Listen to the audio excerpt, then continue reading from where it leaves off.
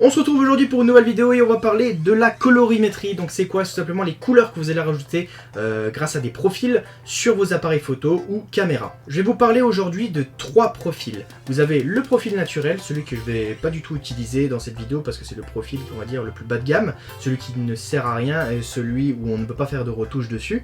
Vous avez le profil Ciné D qui commence à devenir très intéressant parce qu'on va pouvoir toucher du coup à tout ce qui est saturation, RGB.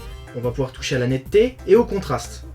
Donc il y a certains appareils qui ont forcément plus de réglages, mais en tout cas on a quelque chose d'assez réglable du coup facilement par le boîtier. Mais à ça il va falloir ajouter justement une colorimétrie sur le logiciel, donc il va falloir toucher les couleurs, régler l'exposition, régler les basses et les hautes lumières, tout ça sur le logiciel et on verra ça après. Et enfin le troisième c'est le V-Log. Le V-Log c'est quoi? C'est tout simplement la même chose que le Ciné D, sauf que vous avez des fonctionnalités qui sont désactivées comme le contraste, vous avez du coup la saturation qui est désactivée parce que forcément vous allez avoir les couleurs qui vont être complètement plates. Donc ça veut dire que votre vidéo va être totalement grise. Aujourd'hui, je suis en train de filmer avec justement le V-Log et regardez si j'enlève la colorimétrie que j'ai appliquée du coup à cette vidéo, regardez ce que ça donne. Vous voyez que c'est quand même assez gris, j'ai des choses assez grises. Par exemple, j'ai un tournevis qui est tout à fait bleu et en fait, vous allez le voir bleu mais très moche. Et c'est à nous de rehausser justement ces tons, ces couleurs pour pouvoir vraiment avoir une belle vidéo harmonieuse et avoir cet effet cinéma, on va dire. Après, l'effet cinéma se traduit par plein d'autres choses. Il y en a qui vont vous dire il y a des bandes noires à rajouter, il y en a qui vous filment en anamorphique, etc. Il y a plein d'autres choses. Mais en tout cas, on va parler aujourd'hui de colorimétrie. Donc voilà. Donc voici déjà les 3 profils. Donc le naturel, le Ciné D ou le Ciné V. Il existe sous différents noms aussi sous les appareils. Ça peut être V, D. Chez GoPro, ça s'appelle Flat, etc.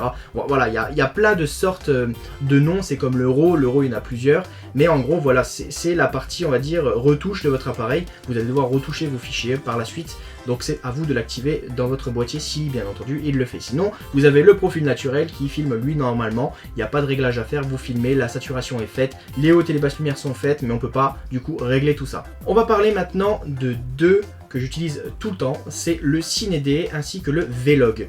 Donc il y a une grosse différence entre les deux, bien entendu. La différence va se faire sur le fait que le V-Log va avoir des couleurs très plates. Ça veut dire que vous allez avoir une plus grande plage dynamique, donc ça veut dire que vous allez pouvoir régler plus facilement les hautes et les basses lumières. Si votre vidéo, par exemple en Ciné D, est un peu cramée à certains endroits, enfin cramée, non, si vous avez une trop haute exposition à un endroit, parce que quand c'est cramé c'est irrécupérable, bien entendu, si vous avez par exemple quelque chose qui est un peu trop éclairé, vous allez pas pouvoir le régler aussi bien que quand vous êtes en V-Log.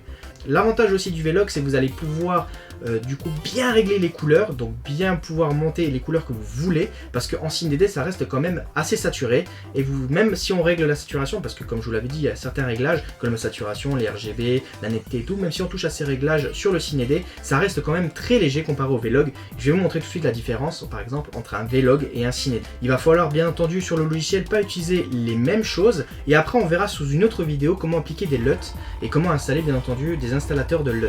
Donc les LUT c'est très pratique, parce que ça va vous permettre d'avoir le même LUT sur toute votre vidéo, et ensuite de pouvoir régler chaque plan au niveau de l'exposition. Donc ça c'est vraiment pratique, on va toujours garder la même trame au niveau des couleurs, c'est ça qui est cool. Si vous avez par exemple une colorimétrie qui rend un peu l'herbe jaune, jaune orangé comme ça, et en gros tous les verts vont devenir jaune orangé sur toute la vidéo. Donc c'est ça qui est pas mal, et ça permet de garder une certaine cohérence de vos plans tout au long de la vidéo. Le Ciné D et le V-Log. Donc le V-Log va falloir utiliser un preset, un LUT bien entendu, qui va avec le V-Log, et le Ciné D, quelque chose qui va avec le Ciné D. Parce que vous ne pouvez pas utiliser la même chose, ça n'a rien à voir. Si les LUT sont prévus pour du 709, vous allez pouvoir le mettre sur du 709. Si vous êtes prévu pour du log, c'est pour du log. Vous ne pouvez pas faire l'inverse. Vous allez voir, ça ne marche pas. Du coup, je vais vous montrer tout de suite sur l'ordinateur ce que ça rend, et vous allez comprendre tout de suite.